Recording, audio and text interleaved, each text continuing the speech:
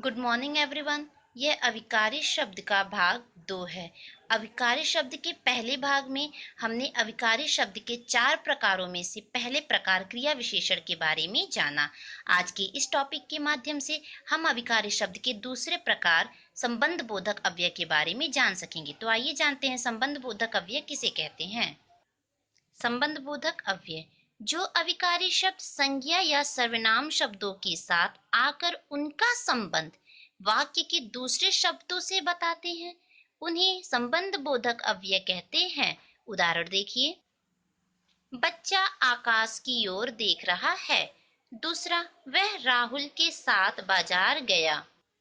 पहले वाक्य में की ओर शब्द बच्चा और आकाश के बीच संबंध बतला रहा है, अतः यह संबंध बोधक अव्यय शब्द है। दूसरे वाक्य में के साथ शब्द वह और राहुल के बीच संबंध बता रहे हैं, अतः यह भी संबंध बोधक अव्यय है। संबंध बोधक अव्यय के भेद।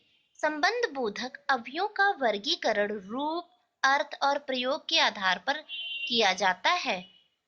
रूप अथवा व्युत्पत्ति के आधार पर। इस दृष्टि से संबंध बोधक अव्यय दो प्रकार के होते हैं। पहला मूल संबंध बोधक, दूसरा यौगिक संबंध बोधक। आइए जानते हैं मूल संबंध बोधक किसे कहते हैं। मूल मूल मूल का अर्थ है रूढ़, अर्थात जिसका कोई तोड़ ना हो। तो मूल संबंध बोधक अव्यय जो संबंध बोधक अपने मूल में ही रहते हैं उसे मूल संबंध बोधक अव्यय कहते हैं, जैसे बिना, समेत आदि। उदाहरण देखिए, वह परिवार समेत घर वापस आ गए। दूसरा, राजू श्याम के बिना स्कूल नहीं जाएगा। पहले वाक्य में समेत और दूसरे वाक्य में के बिना शब्द मूल संबंध बोधक अव्यय हैं। यौगिक का अर्थ है जो दो शब्दों से मिलकर बने होते हैं। यौगिक संबंध बोधक अव्यय वे संबंध बोधक अव्यय जो संज्ञा क्रिया विशेषण के युग से बनते हैं, वे यौगिक संबंध बोधक अव्यय कहलाते हैं। जैसे पर्यंत, पर्यंत दो शब्द से मिलकर बना है। परिधन, अंत। उदाहरण देखिए, वह जीवन पर्यंत कठिन अध्ययन करता रहा। आइए अब जानते हैं अर्थ के आधार पर संबंध बोधक अव्यय। अर्थ के आधार पर संबंध बोधक अव्यय का वर्गीकरण। अर्थ के आधार पर संबंध बोधक अव्यय निम्नलिखित हैं।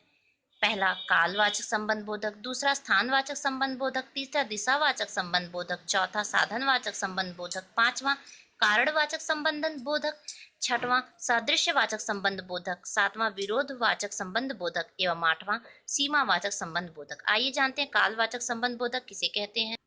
कालवाचक संबंध बोधक अव्यय जिन अव्यय से समय का पता चलता है उसे कालवाचक संबंध बोधक अव्यय कहते हैं, जैसे आगे, पहले, बाद, पूर्व, उपरांत आदि। उदाहरण देखिए, राधिका रमा से पहले घर पहुंच गई। यहाँ समय का बोध हो रहा है। दूसरा, राम के बाद कोई अवतार नहीं हुआ। यहाँ भी समय का बोध हो रहा था। यह कालवाचक संबंध बोधक अव्यय है। स्थानवाचक संबंध बोधक अव्यय जो अव्यय शब्द स्थान का बोध कराते हैं उसे स्थानवाचक संबंध बोधक अव्यय कहते हैं, जैसे ऊपर, नीचे, निकट, भीतर आदि। उदाहरण, मेज के ऊपर कलम है, स्थान का बोध हो रहा है। दूसरा, मेरे घर के सामने बगीचा है। यहाँ भी स्थान का बोध हो रहा है, अतः यह स्थानवाचक संबंध बोधक अव्यय है। दिशावाचक संबंध बोधक अव्यय दिशा का बोध कराने वाले अव्यय शब्द दिशावाचक संबंध बोधक अव्यय कहलाते हैं, जैसे ओर, तरफ, आसपास, प्रति आदि। उदाहरण देखिए, मैंने उसे घर की तरफ जाते हुए देखा। दूसरा, वह पूरब की ओर निकलता है। यहाँ तरफ और ओर शब्द से दिशा का बोध हो रहा था। यह दिशावाचक संबंध बोधक अव्यय है। चौथा, साधनवाचक संबंध बोधक अव्यय जो अव्यय शब्द किसी साधन का बोध कराते हैं उसे साधनवाचक संबंध बोधक अव्यय कहते हैं, जैसे माध्यम, द्वारा, सहारे, जरिए आदि। उदाहरण देखिए, श्याम अपने मित्र के सहारे ही पास हो जाता है।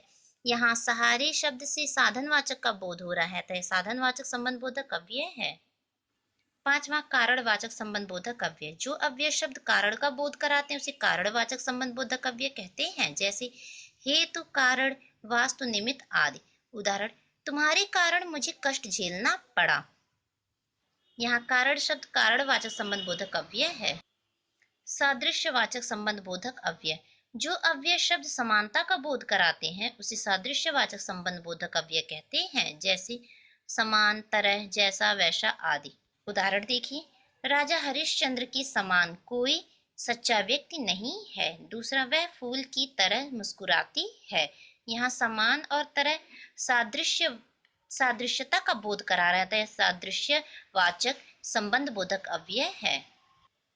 विरोधवाचक संबंध बोधक अव्यय, जो अव्यय शब्द प्रतिकूलता या विरोध का बोध कराते हैं उसे विरोधवाचक संबंध बोधक अव्यय कहते हैं। जैसे विरुद्ध, प्रतिकूल, खिलाफ, विपरीत, उल्टा आदि। उदाहरण देखिए, वह अपने पिता के खिलाफ नहीं जा सकता। दूसरा, राजीव गांधी के विरुद्ध कोई कुछ नहीं कह सकता है। यहाँ खिलाफ और विरुद्ध शब्द विरोधवाचक संबंध बोधक अव्यय हैं। आठवां, सीमावाचक संबंध बोधक अव्यय। सीमावाचक संबंध बोधक अव्यय, जो अव्यय शब्द सीमा का बोध कराते हैं उसे सीमावाचक संबंध बोधक अव्यय कहते हैं। जैसे तक, लौ, पर्यंत आदि। उदाहरण देखिए, स्टेशन तक पहुंचने में कम से कम 2 घंटे लगेंगे। दूसरा, वह जीवन पर्यंत प्रभु की साधना में लीन रहा। यहाँ तक और पर्यंत शब्द सीमा का बोध करा रहे हैं, तो सीमावाचक संबंध बोधक अव्यय है।